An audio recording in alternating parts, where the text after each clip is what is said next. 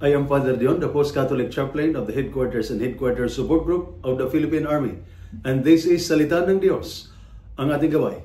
Today is Friday, July 11, 2025, and we celebrate the memorial of Saint Benedict. Saint Benedict was known to be a man of silence, discipline, and deep prayer. He knew that true peace does not come from comfort, but from a heart rooted in God. A lesson we badly need today, especially in our military life. In our first reading for today, taken from the book of Genesis, we see a touching moment.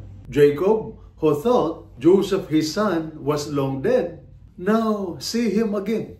He says, "Now I can die, since I have seen your face." This is more than just a family reunion.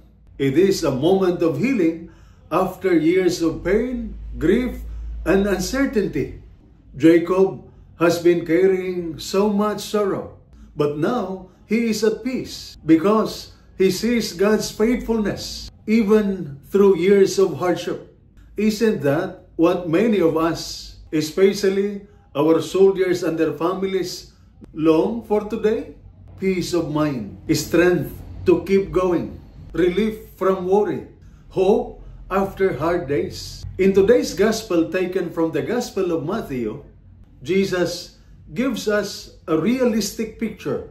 I am sending you out like lambs among wolves.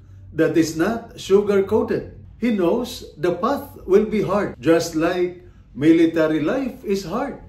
Stress, danger, separation from family, hidden wounds, these are real battles too. But Jesus does not leave us alone. He says, "Do not worry about what to say.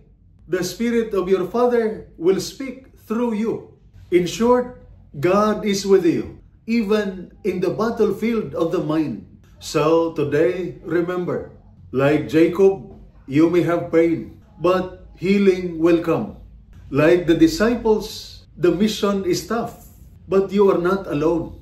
Like Saint Benedict, build strength not just in the body, but in the spirit. Because when the spirit is strong, the mind follows. And with God, you can face anything. And this is Salita ng Diyos, ang ating gabay. Let us pray. Living God, we pray for our soldiers and their families. Give them strength when they feel weak, peace when they are anxious, and hope when the days feel dark. Help them to know that you are with them.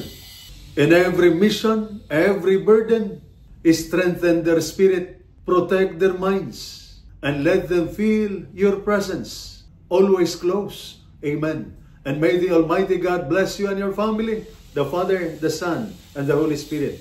Amen.